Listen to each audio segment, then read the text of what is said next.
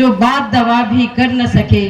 जो बात दवा भी कर न सके, वह बात दुआ से होती है। जब कामिल मुर्शिद मिलते हैं तब बात खुदा से होती है। ऐसे ही काबिल व्यक्ति, ऐसे ही योग्य व्यक्ति भी जानते हैं कि शिलान्यास का कार्यक्रम है और उसी कार्यक्रम के तहत आप सभी यहाँ उपस्थित हैं और आपके सांसद जी भी उपस्थित हैं।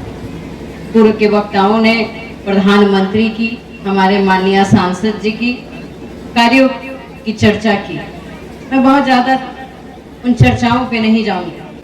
एक दो बातें आपके समक्ष जरूर रखूंगी। बीच में आते हैं जो चुनाव लड़ने वाले होते हैं और आपके बीच जरूर आपसे निवेदन करना चाहूंगी कि देश में आप सभी जानते हैं कि आपके यशस्वी प्रधानमंत्री नरेंद्र मोदी जी बैठे हैं, लेकिन महाराजगंज की धरती पे अगर 2019 में जो विजयी हुए और आज 2024 का चुनाव होने को है और प्रतिदिन जो व्यक्ति अपने काम से आपके बीच में आते हैं, वैसा सिर्फ मुझे लगता है कि पूरे बिहार में एक व्यक्ति है जो आपके सांसद हैं, श्री जनार्दन। चुनाव आते हैं तो पक्ष विपक्ष होता है, हम उनकी चर्चा नहीं करना चाहेंगे, लेकिन एक चीज आप सभी से जरूर कहना चाहेंगे कि चुनाव के दिनों में कौन आपके पास आते हैं और आपके सुख दुख में कौन आपके साथ रहते हैं, इसका चिंतन मनन आपको करना है। मुझे लगता है कि यहाँ मंच से बैठे हम कार्यकर्ता जरूर इसकी चर्चा कर रहे हैं कि माननीय नरेंद्र मोदी जी को वोट देना है और उनकी योजनाएं ऐसी हैं, लेकिन यहाँ सामने बैठे एक एक व्यक्ति,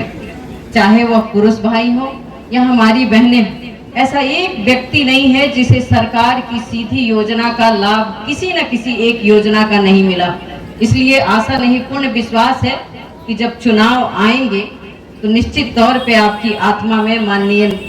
आपके यशस्वी प्रधानमंत्री मोदी जी और महाराजगंज के सांसद श्री जनार्दन सिंह सिग्रीवाल जी बैठे हैं और निश्चित तौर पे आप उनको विजयी एक बार पुनः देश में अपने प्रधानमंत्री को दोबारा प्रधानमंत्री, तिबारा प्रधानमंत्री और अपने सांसद को तिबारा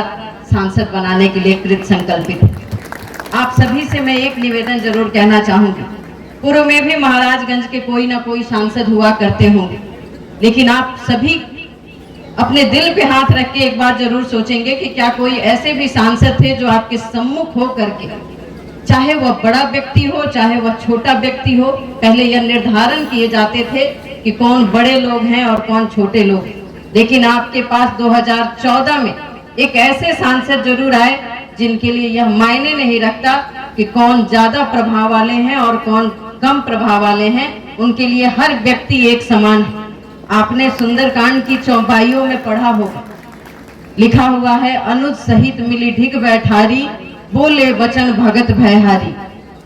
श्री रामचंद्र जी अपने अनुज लक्ष्मण के साथ जिस शिला पे बैठे हुए थे उस पर विभीषण को बैठाया और आपके सामने महाराजगंज के एक ऐसे सांसद हैं जिन्हें यह फर्क भी नहीं पड़ता कि आपने उनका समर्थन किया चुनाव में या विरोध किया, हर आने वाले व्यक्ति को उसी मान और सम्मान से अपने बगल में बैठाते हैं। ऐसा लगता है कि हर व्यक्ति अपने आप को वहां बैठ करके और स्वयं को महाराजगंज का एमपी महसूस करता है। इसलिए आप सभी बहनों से, यहाँ उपस्थित भाइयों से मैं तो आपके ही गांव में निवेदन करने के लिए खड़ी हुई।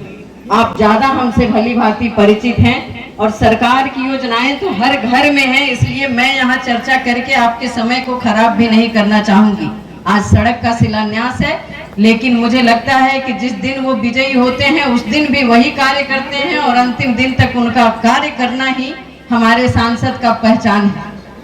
रोज सुबह निकल जाना और रात को 1 बजे तक घर आना, इस बात से कोई मतलब नहीं रखना कि आने वाले चुनाव के परिणाम क्या होंगे, हम क्या करेंगे, सरकार क्या करेगी, पार्टी क्या करेगी। तो निश्चित तौर पे एक ऐसे भाई, एक ऐसे बेटा को आपको अपने घर में, अपने दिल में और महाराजगंज के सांसद के पद पे बैठाने के लिए आप संकल्पित होंगे, ताकि एक एक जन, चाहे वह समाज के अंतिम पंक्ति का व्यक्ति क्यों ना हो, उस एक एक व्यक्ति तक इनका प्यार, इनका सम्मान आप तक पहुंचता है। या मैं नहीं कह रही, या सीधे आप अगर अपनी आत्मा पे हाथ रख के सोचेंगे तो आपको इसका जवाब मिलेगा। अंत में आप सभी से एक निवेदन जरूर करना चाहूंगा कि पदों पर ऐसे व्यक्ति को रहने चाहिए जो सबके लिए, जो सबके हित की सोचे। तो यह आपको तय करना है। हम अपने सांसद, आपके घर के बेटा के बारे में 2 शब्द कहना चाहेंगे। जो बात दवा भी कर न सके, जो बात दवा भी कर न सके वह बात दुआ से होती है। जब कामिल मुर्शिद मिलते हैं तब बात खुदा से होती है। ऐसे ही काबिल व्यक्ति, ऐसे ही योग्य व्यक्ति आपके समक्ष आपके घर के बेटा हैं। बस उन्हें एक बार, तीसरी बार पुनः अपने कार्य, चुनाव के तिथि जब आएंगे, हम यहाँ चुनाव की बातें नहीं कर रहे हैं, लेकिन चूंकि राजनीतिक व्यक्ति जहाँ बैठे होते हैं एक बार चर्चाएं हो ही जाती हैं, तो आप सभी से इतना निवेदन है कि तीसरी बार एक रिकॉर्ड तोड़, महाराजगंज में दूसरी बार जो आपने चुनाव जिताया है, महाराजगंज के इतिहास में उतना वोट किसी व्यक्ति को नहीं आया है जो यहाँ से सांसद बने हैं। और तीसरी बार हम वो रिकॉर्ड कायम करें कि पूरे बिहार की धरती से एक आवाज जाए कि महाराजगंज में ऐसे शख्सियत रहते हैं जो सही व्यक्तियों का चयन करते हैं। इतना ही कह के आप सभी को एक बार पुनः सादर प्रणाम, कोटि कोटि।